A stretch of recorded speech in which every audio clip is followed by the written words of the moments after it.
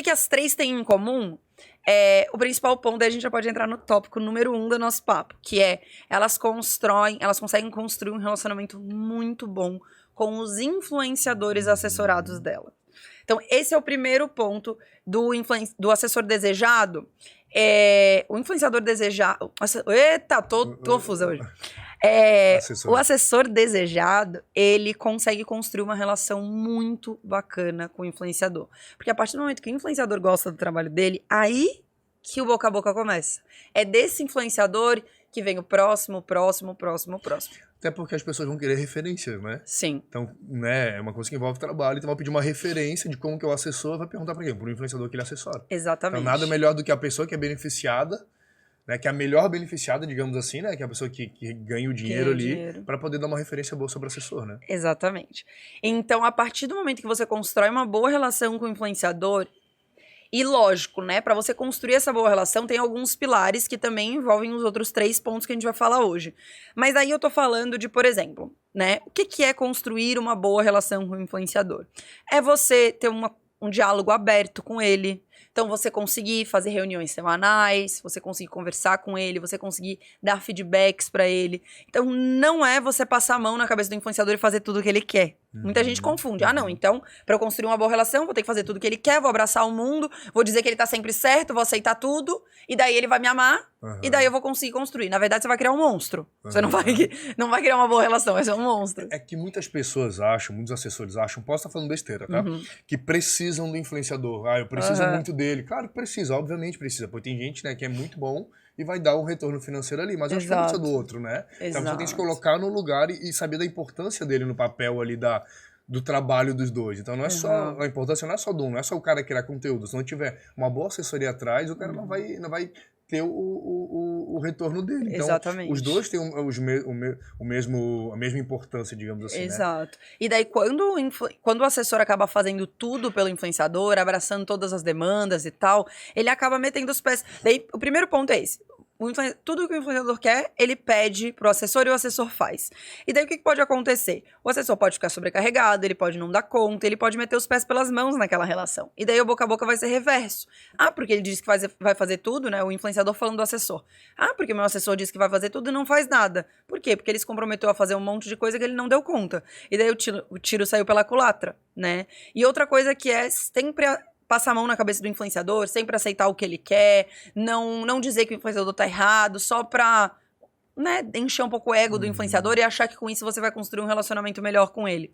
Não é verdade, porque também o influenciador vai achar que tá sempre certo, você não vai conseguir construir a sua autoridade com ele, né, então pra ele te respeitar como profissional, que foi o que tu falou, e também pra ele te ouvir, né, te ouvir quando tu aconselhar e tal. Então toda vez que o influenciador estiver errado, você tem que dizer, mas você tem que saber dialogar com ele, você tem que saber conversar. Então, relacionamento é muito...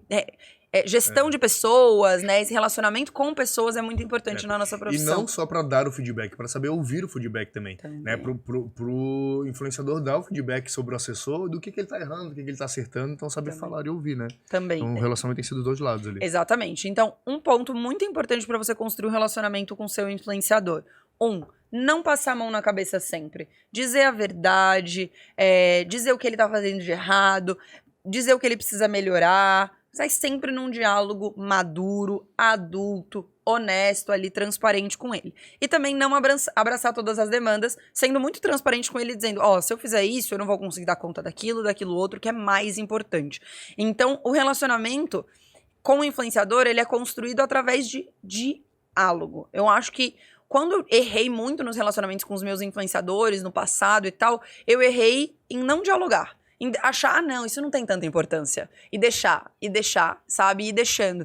E isso vai virando uma bola de neve. Assim como numa relação de trabalho, lá na The Cultures. Se eu não falar pro Jonathan o que ele precisa melhorar, né? Se eu não falar pra ti o que tu precisa melhorar, as coisas, e tu não falar pra mim, independente da hierarquia, a gente nunca vai melhorar. É a única ferramenta que a gente tem de melhora é ouvir do outro, porque às vezes a gente não consegue ver o que a gente tá fazendo, né? É muito diferente o olhar que o outro tem.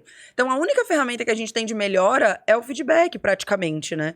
Então, precisa haver essa contínua conversa e troca entre o assessor e o influenciador. E eu percebo que isso é uma coisa que a Alana, a Carol e a Mari fazem muito. Elas têm rotinas de diálogo, elas conversam muito. E com quem elas não conseguem manter esse diálogo, porque às vezes você abre diálogo com o influenciador, abre e ele não corresponde. E daí elas eliminam, elas acabam tirando da assessoria delas mesmo. Né? E também é bom ter esse relacionamento até pra ter um jogo de cintura quando vou fechar um job também. Sim. Porque acontece muita coisa no meio do caminho ali de fechar o job. Às vezes o cliente é muito exigente, às vezes o influenciador é um pouco difícil de lidar também. Então, a partir do momento que tu tem esse jogo de cintura com o influenciador, tem essa Esse proximidade, mesmo, né? tu consegue facilitar o teu próprio trabalho. É verdade. Né? Porque tu tem que ficar ali no meio para fazer o meio campo. Então tem que saber lidar com as duas situações, né? Perfeito, perfeito. Com certeza. A partir do momento que tu tem uma super relação com o influenciador, se você tem um perrengue ali com a marca, facilmente você consegue falar pro influenciador, precisamos resolver isso aqui, tananana.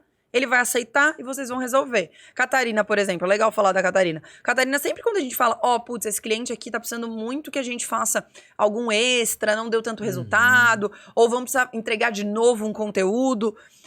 A gente tendo uma boa relação, a gente consegue explicar com clareza o que aconteceu. Às vezes foi até erro nosso, da assessoria, e o influenciador vai lá e apoia e ajuda. Às vezes foi um erro da marca e ela entende que quer construir aquele relacionamento e supre aquela necessidade que está pedindo. Então, a partir dessa relação, né, de muita confiança entre o influenciador e o assessor, tudo vai reverberar positivamente dentro do mercado, dentro do trabalho. Então, isso é bem legal mesmo. E, então, a principal dica sobre esse pilar para mim é conversa, diálogo, muito diálogo. Sempre esteja aberto a ouvir o que o influenciador tem pra falar, porque a partir do momento que você vai ser aberto, que o assessor está aberto, então vamos lá, Jonathan, tu é meu assessor. Eu fui lá e te falei, Jonathan, olha só, acho que precisa melhorar nisso. Tu foi lá e falou pra mim que sou influenciadora. Maria, tu precisa melhorar nisso. Eu vou lá e não melhoro, mas eu te vejo melhorar. Eu vejo que o feedback que eu te dei tá surtindo efeito no dia a dia. Eu já começo a me espelhar nisso, eu começo a me espelhar nessa relação, eu começo até a me sentir constrangida de não melhorar o que foi me pedido pra melhorar, sabe? Então, a partir do momento que o assessor tá aberto a receber os feedbacks e muda e melhora, ele gera um reflexo muito positivo no influenciador e o influenciador começa a melhorar e começa a mudar. Tá, e se o influenciador não estiver aberto a receber feedback? Então, daí a minha dica é, dê um feedback. Que nem numa empresa, né? É a mesma coisa. Deu um feedback. Falei, Jonathan, olha só. Tu não tá cumprindo os prazos das entregas. O Jonathan é influenciador, né? Jonathan não tá entregando no prazo. Isso tá sendo muito ruim pro meu relacionamento com as marcas. Isso tá prejudicando muito os publics e os contratos que a gente quer fechar. Eu preciso que tu entregue isso dentro do prazo. Beleza, o Jonathan ouviu. Chegou no próximo mês, o Jonathan não mudou nada. Eu vou falar, Jonathan, lembra aquele papo que a gente teve mês passado? Eu preciso que tu melhore. Senão não vai dar, vai ser muito difícil pra gente conseguir fechar publi. Mais um mês, eu tô falando uma coisa muito importante, que é a entrega da publicidade, né?